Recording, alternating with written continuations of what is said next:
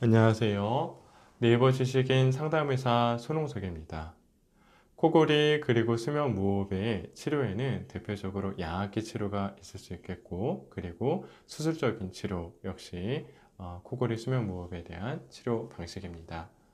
여기서 이제 수술로 이제 코골이 수면 무호흡을 치료한다는 것은 기도를 이루고 있는 조직들 중에서 기도를 좁아지게 하는데 관여하는 조직들을 수술적인 치료로 절개해주고 또 제거해주는 그런 치료들이라고 볼 수 있겠습니다.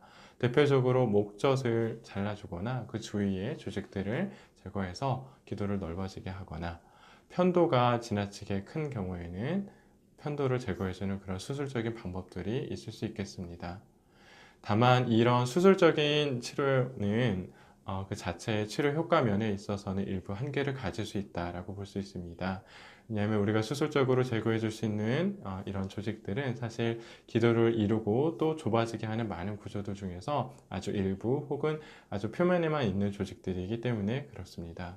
그렇기 때문에 수면 다원 검사라는 정확한 진단 검사를 통해서 수면 무호흡이 그 심각도가 아주 경한 경우에 만 생각해 볼 수 있는 치료 방식이라고 할 수 있겠습니다.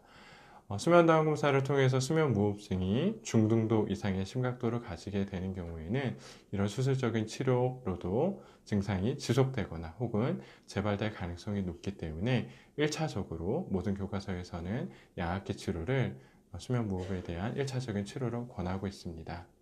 무엇보다도 정확한 진단을 통해서 현재 심각도가 객관적으로 어느 정도 되는지를 평가하고 그에 따른 표준적인 치료를 받으시기를 권장드립니다.